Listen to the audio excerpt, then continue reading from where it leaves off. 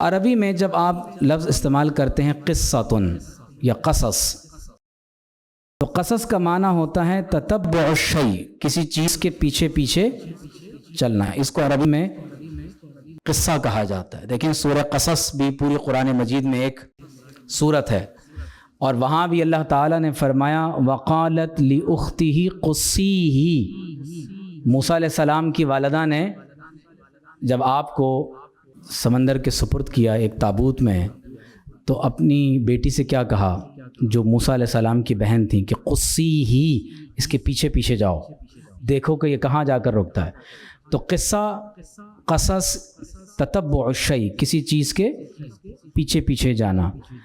تو گویا کہ جو قصہ بیان کرنے والا ہے، قصہ گو ہے، تو یتبع الآثار فیخبر بہا، تو گویا کہ وہ بھی اس قصے اور واقعے کے ٹریس کو کیچ کر رہا ہوتا ہے، اس کے پیچھے پیچھے جاتا ہے، ٹریس کرتا ہے، اور پھر اس کے بارے میں خبر کو بیان کرتا ہے۔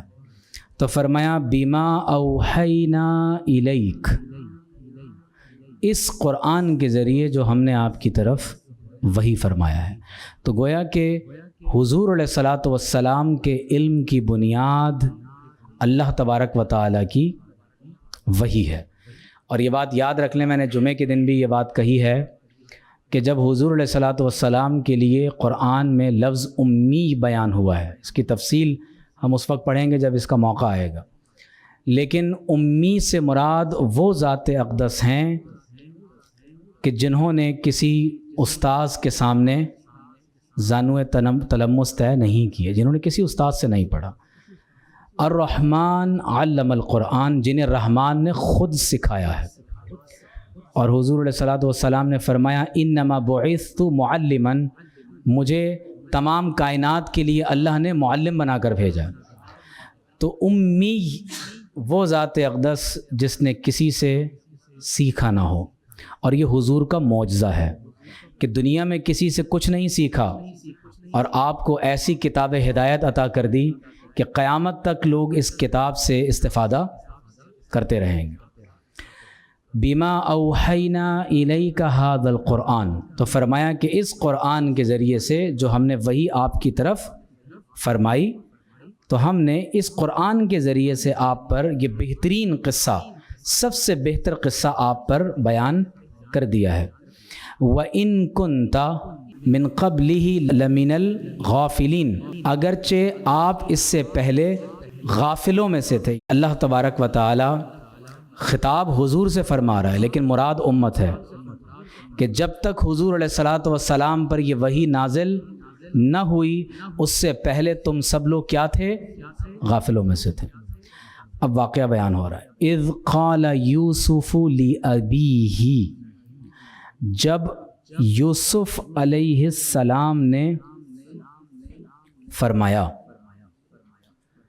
کیا فرمایا اور کس سے کہا؟ لأبیہ، اپنے والد سے کہا، یا ابتی، اے میرے ابا جان، انی بے شک میں نے، رأیتو میں نے دیکھا ہے، احد عشرہ کوکبا، کیا دیکھا ہے؟ 11 ستارے۔ کوکب عربی میں کہتے ہیں ستاروں، سیاروں کو۔ بے شک میں نے 11 ستارے دیکھے ہیں۔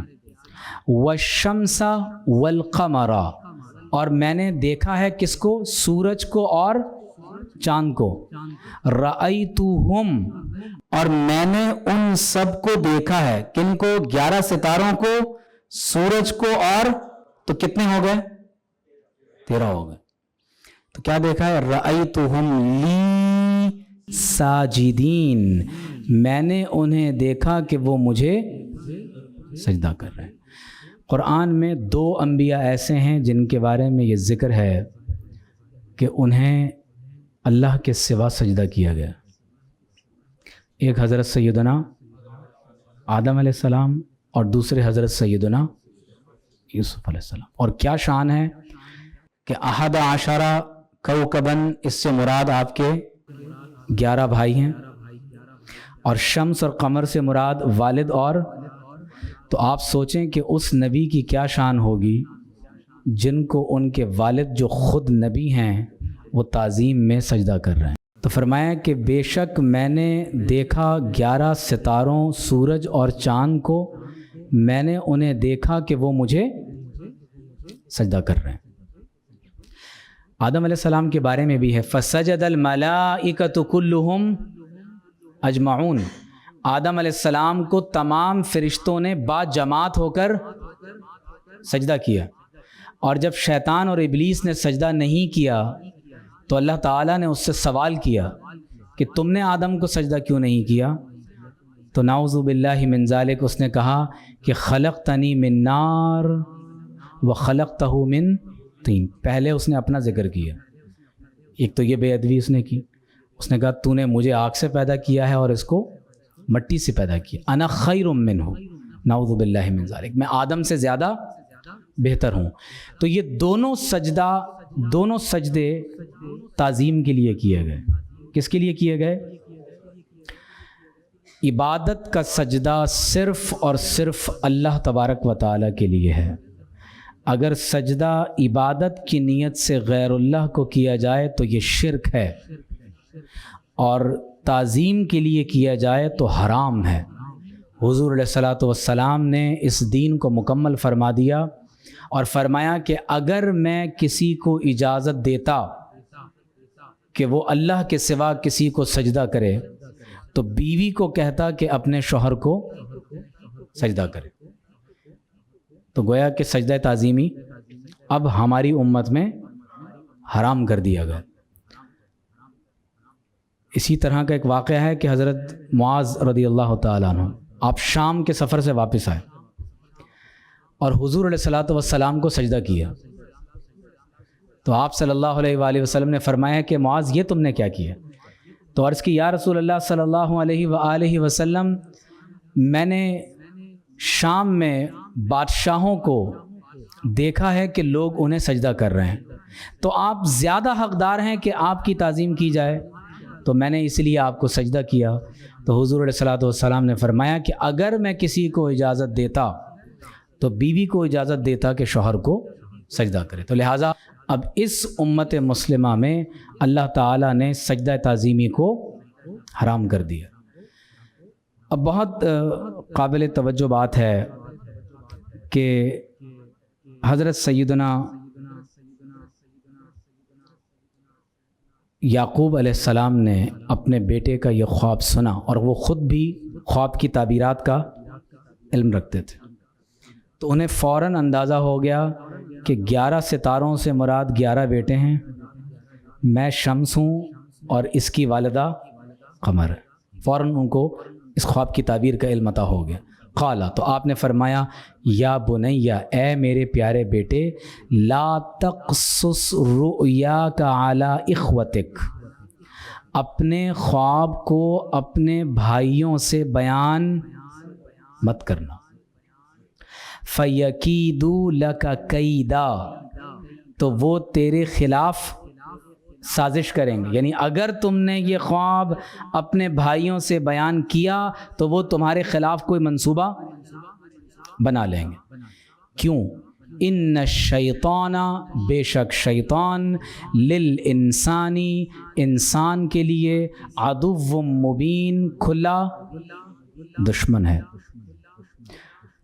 اب یہاں پر آپ غور کیجئے کہ یوسف علیہ السلام اس خواب کی تعبیر بھی بتا رہے ہیں، وَكَذَلِكَ يَجْتَبِيكَ رَبُّكَ، اور اس طرح تیرا رب تجھے چن لے گا۔ مراد نبوت ہے کہ آپ کا رب آپ کو نبوت عطا کرے گا۔ وَيُعَلِّمُكَ، اور آپ کو سکھائے گا، مِن تَأْوِيلِ الْأَحَادِيث، باتوں کا انجام، یعنی خوابوں کی تعبیر کا علم۔ وَيُتِمُّ نِعْمَتَهُ عَلَيْكَ، اور اپنی نعمت کا تم پر اتمام فرمائے گا۔ وَعَلَىٰ آلِ يَعْقُوبَ، اور یعقوب علیہ السلام کے اہل بیت پر، آل سے مراد ان کے اہل بیت، اور یعقوب علیہ السلام کے آل ان کے گھرانے پر، کما اتمہا، جیسے اللہ تعالیٰ نے اس انعام کو پورا فرمایا، کس پر؟